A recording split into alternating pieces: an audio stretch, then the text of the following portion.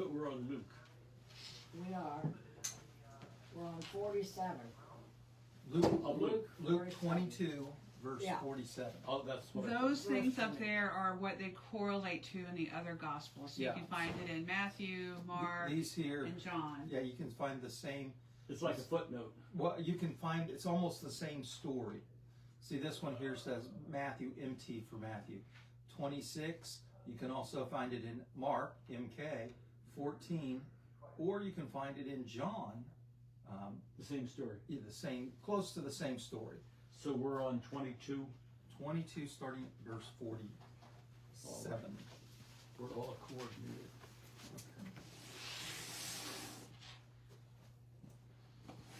So, Jackie, you have our place for us? You have the place. Can you read for us? What?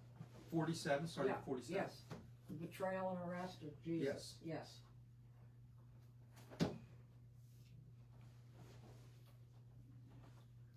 22, verse 47. 47.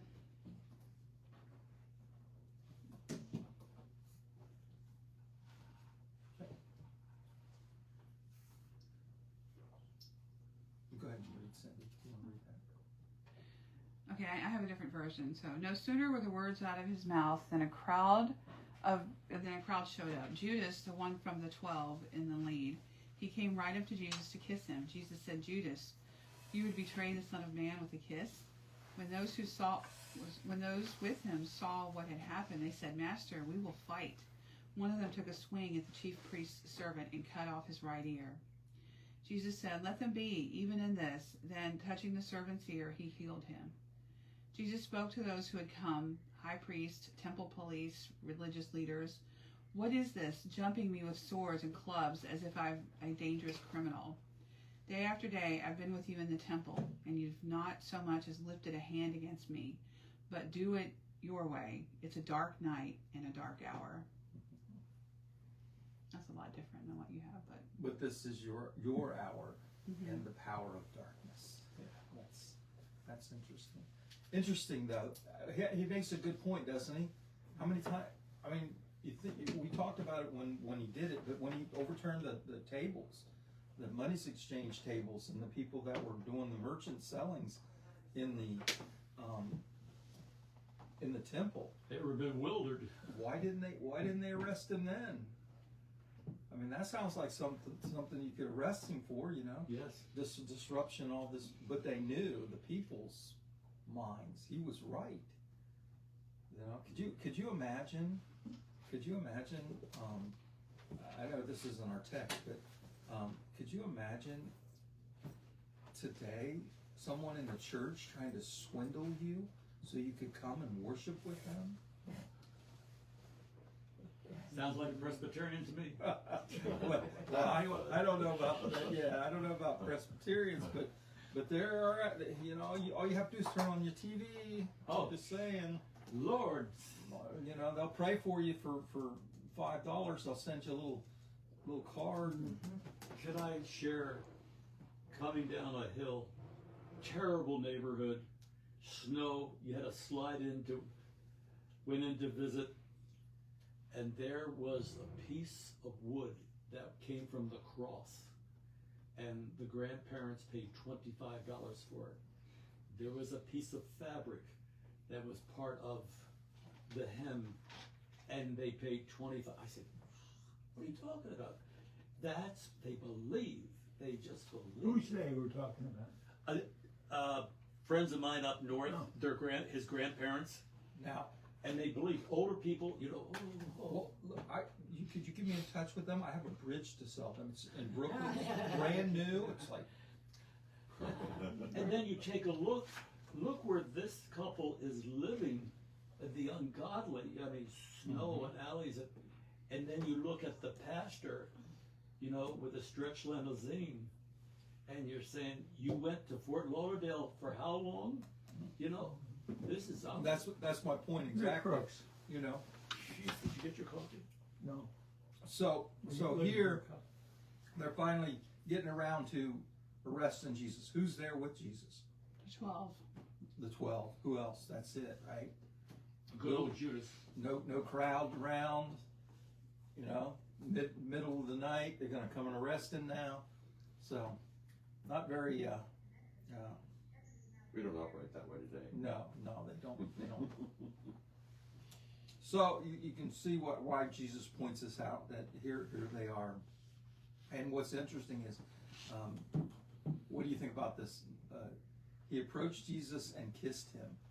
But Jesus says, Judas, is it with a kiss that you are betraying the Son of Man? Wow. Well, he told him in the Last Supper that tonight one of you will betray me. Yep. So He's like, so this is how you decided to do it. And he knew who. oh yeah, he knew who.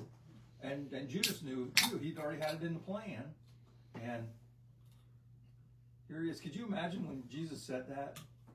I mean, have you ever been made a plan, and then you know, it's kind of a secret plan because you didn't want anybody else to get in. Maybe here, let me give you an interest.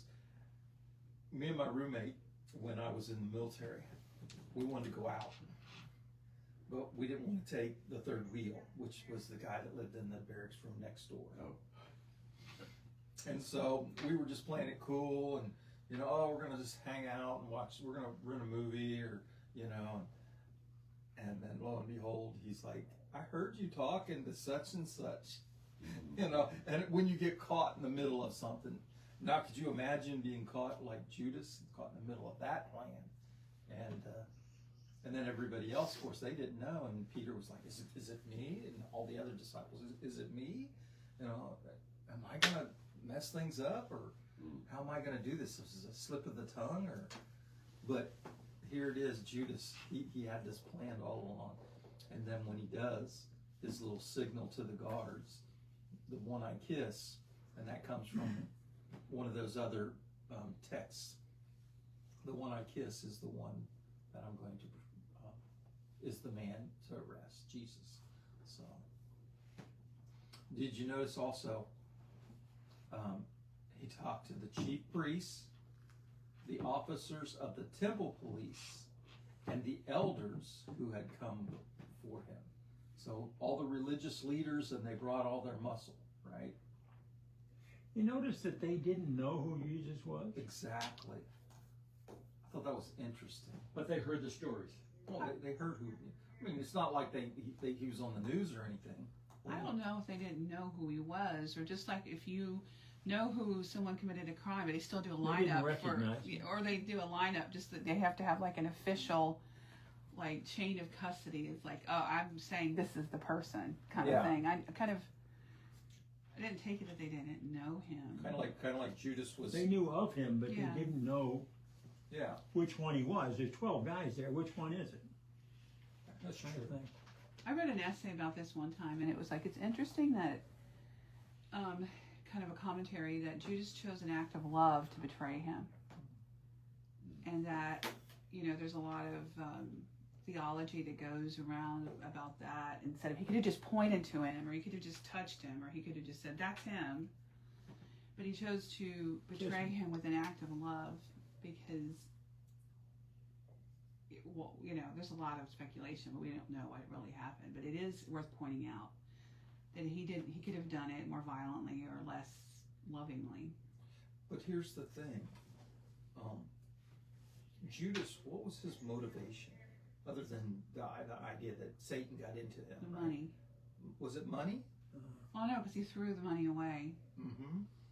Maybe he really believed that he was gonna, because he was a zealot. Mm-hmm. So he was a fundamentalist. So he's trying to provoke. Extreme left. Yeah. He's trying to provoke into a war. Oh, okay. You see what I'm saying? Yeah. Jesus is just being too passive. We need to make it so we get into this. He wants the redeeming Jesus. He wants to start. The military. I just watched that Marilyn Manson documentary. He wanted to start a race war. He wanted to start the Marilyn Manson. not Marilyn Manson. Manson. Oh, Charles Charles sounds like Oh, Marilyn okay. Manson. Yeah, You got me sorry. so confused. Sorry, You have devious mind. but he wanted. That was his idea when he told the people to go, his followers to go and do what he did. Charles Manson told them to make it look like the Black Panthers or some militant Black Power group did it, so he could start. And here, Judas does this, and he betrays him with a kiss. Why? Well, if I come up to you and kiss you in front of all these people that we know, I'm with you, and I just kissed him, and then all these people just showed up and arrested him, even though they arrested him because he did what he did. If Jesus didn't know that and didn't say those words, would he been able to get away with it and still be part of the apostles? Maybe that's why he disciples? killed himself afterwards. Yeah, because he was outed. Yeah. Where He thought realized what he'd done. Yeah. He realized what he'd done. Yeah. So you wonder. You say, he did this out of love. No, I didn't say he did it out of love. I was saying he chose He an chose act out of of love love. to betray him. Yeah.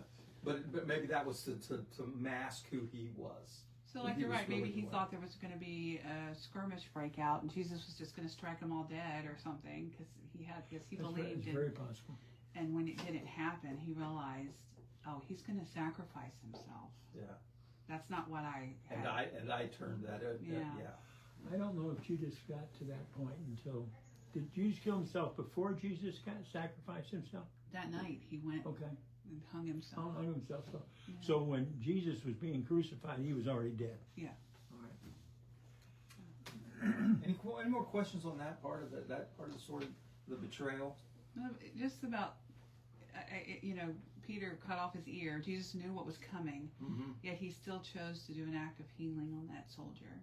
Yeah. So even when he was the victim of violence and literal persecution, not like people today call persecution, he still chose to have a loving act.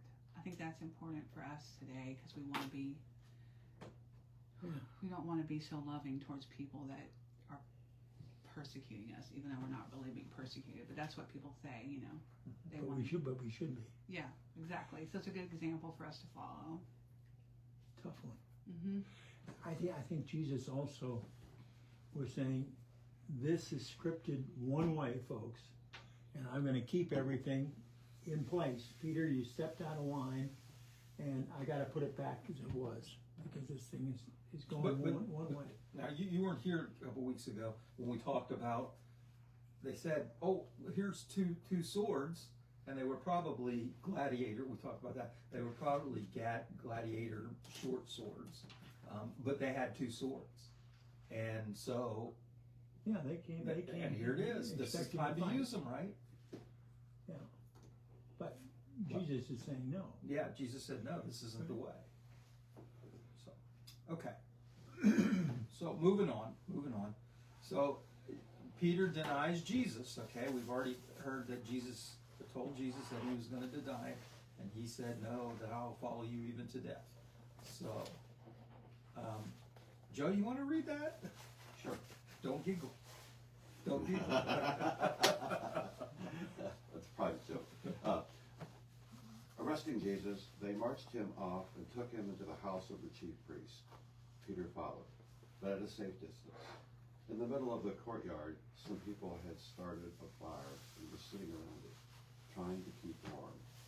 One of the serving maids sitting at the fire noticed him and took a second look and said, "This man was with him." He denied it. "Woman, I don't even know him." A short time later, someone else noticed him and said, "You're one of them," but Peter denied it. "Man, I am not." About an hour later, someone else spoke up, really adamant. "He's got to have been with him. He's got Galilean written all over him." Peter said, "Man, I don't know what you're talking about." And at that very moment, the last word, hardly off his lips, a rooster crowed. Just then, the master turned and looked at Peter. Peter remembered what the master had said before him. "Before the rooster crows, you will deny me 3 times." He went out and cried and cried and cried. Does it really say rooster on yours? It does. If not, I was going to make sure. I'll tell you, we were joking. Joe was telling me that he had to read this when he was an altar boy. Was that right? Yeah, like in grade school. In grade school, With, and with 2 other guys. when you come to the word for the old-fashioned word for rooster, and of course those little adolescent preteen boys. Wow, what a word! He said it. They're laughing and giggling. So that was our show. So. The nuns are giving me the stare. Yeah. They didn't give you the ruler.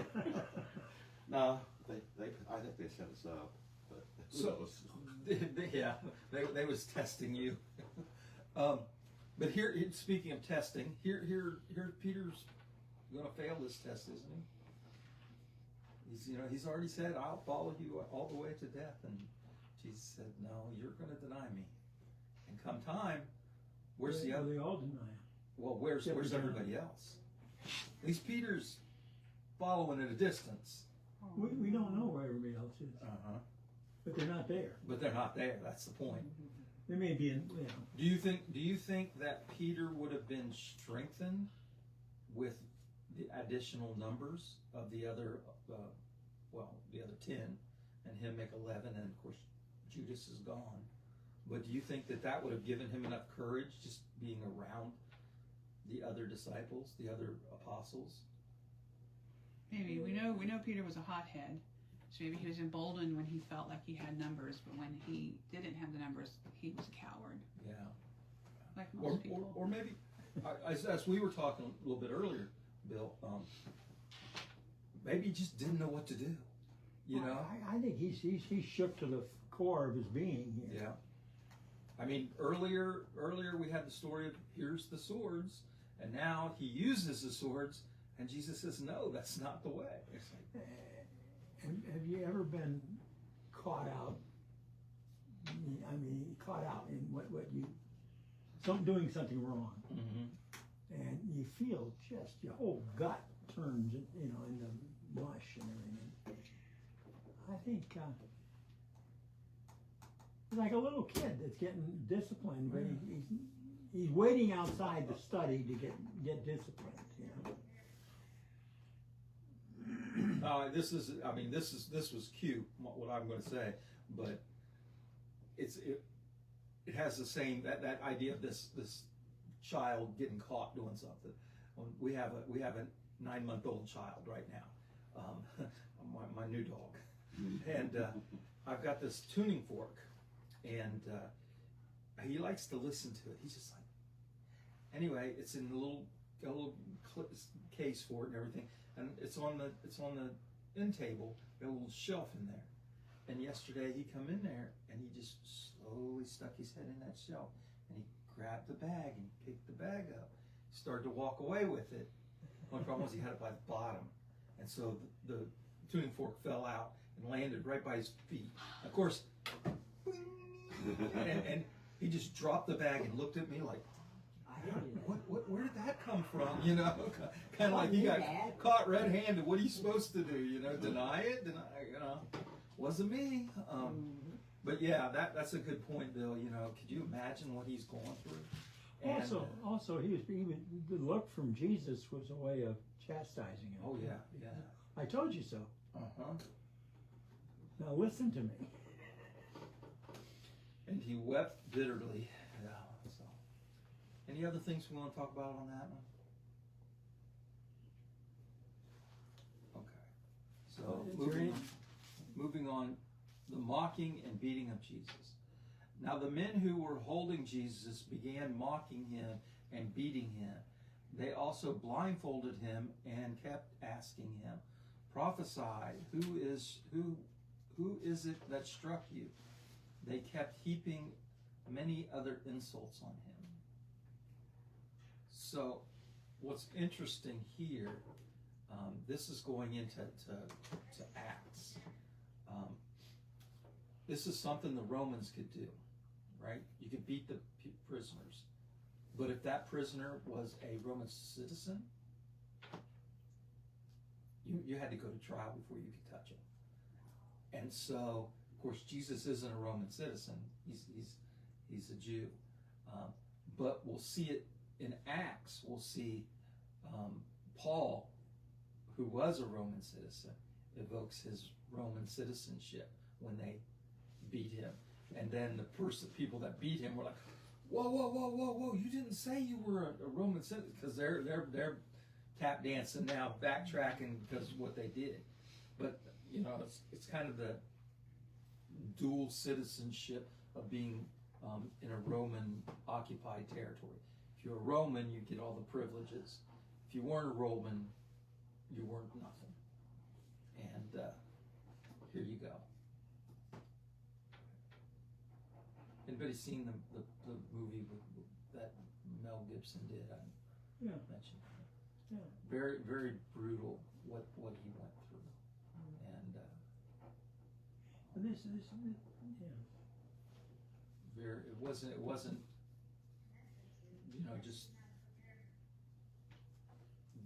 just him like, oh, couple spanks on the They backside. almost kill you. They almost kill you. Oh yeah. And that's why it was so hard for him.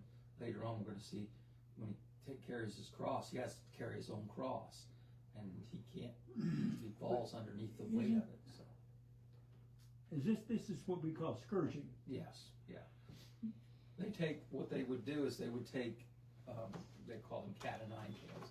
You get a whip and has 9 thongs on it, 9 leathers, and then they would tie pieces of bone, pieces of shell, and different things. So when they whipped you, it's not only the whip, but it's also, and then they whip you and they drag it back across you. Is this in the same order in all the Gospels? As far as Okay, the next part is that Pilate and Herod are involved in the judgment. Okay, but I thought that the scourging came after Pilate, yeah. After Pilate, And not before. But here in Luke, he's a historian. He places it before. I heard a very good explanation.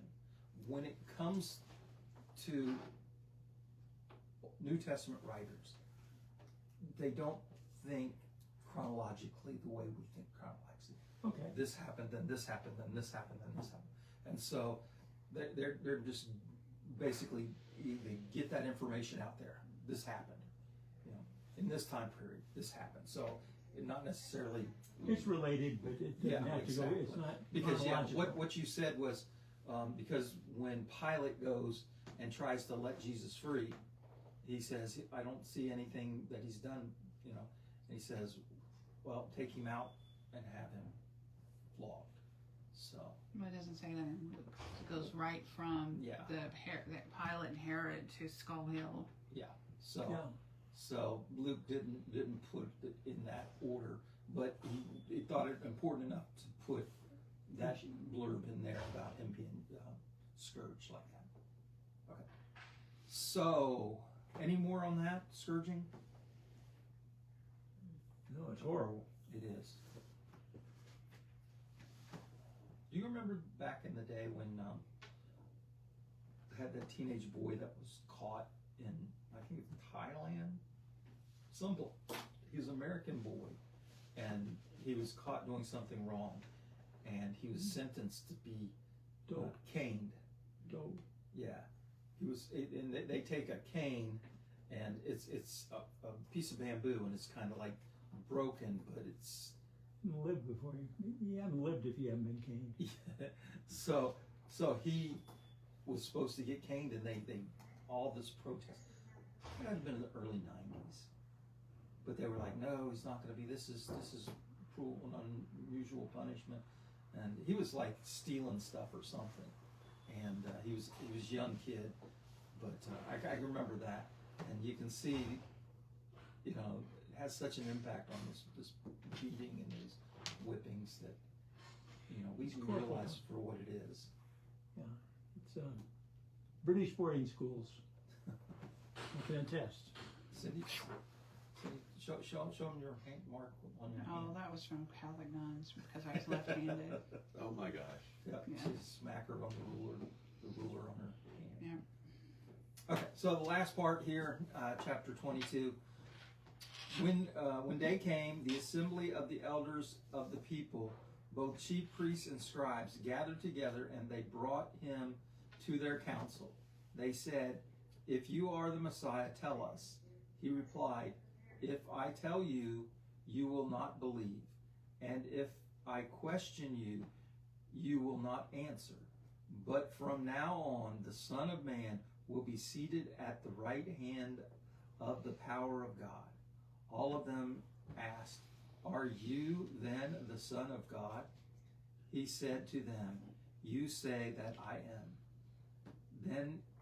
Then they said, "What further testimony do we need? We have heard it ourselves from his own lips."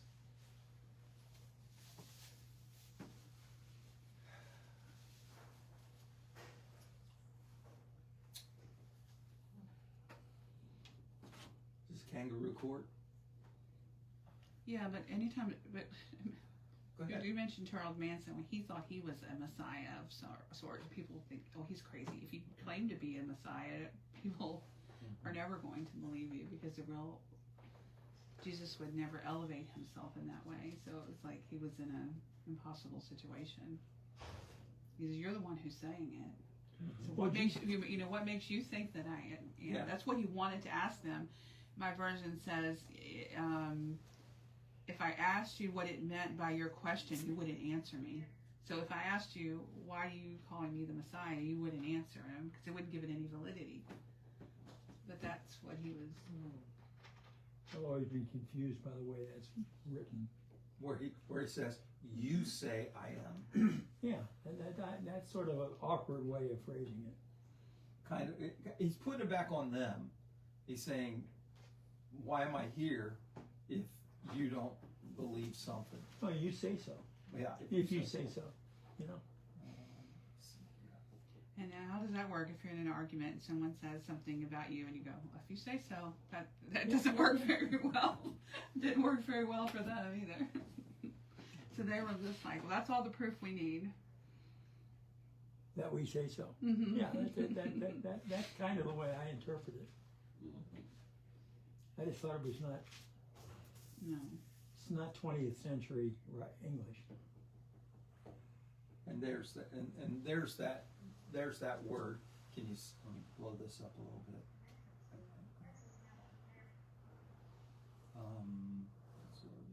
Okay, can y'all see? No, we can't. There we go. Can you see this right here? Sort of. What is it? This is the Greek word is ego eimi. Okay. I am. But I am. Yeah. And that's the way he answered it. He says, "You say that I am." He is the great I am. Exactly. So he put it in a way that they would understand. Well, he is God. Yeah. Yeah. So you can see how they say, "Oh my gosh, that's it." That was considered blasphemy to them if Exactly. he used that word to describe himself. Yes. Not what you say I am, like, you Yeah. know. So, Like- so in if you go back into the book of Exodus, when Moses goes out and he sees the burning bush, and that's the word that God uses to say who he is. He says, "I am," and go and me, who I am. So for when Jesus uses, especially when you start reading in the book of John, you'll see, "I am the bread of life. I am the way." Those are all that ego eimi, I am.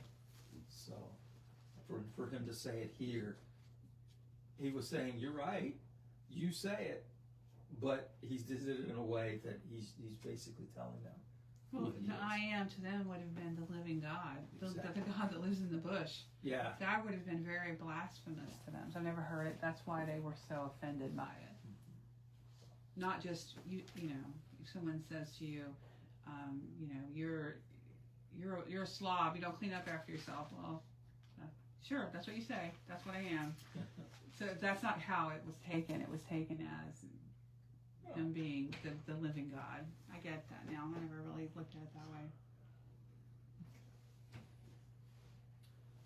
So there we go. Jesus is on trial, and now he's getting ready to. Oh, goodness. You know, I've got a chain Bible here, and I looked up I am thing in it, Mm-hmm. and it referred to John 10:30, which is, I and the Father are one. So you can definitely see. He puts it on them, but he says what he says. Oh yeah. You know, so they were right to question that. So, And that's something at Easter that we really focus on. Jesus is, I am the great I am. That's something that really resonates with us at this, at this time of year as it relates to his crucifixion. So that makes a lot of sense. okay, so next week we'll get into the chapter 23 of Luke, and that's the trial before Pilate.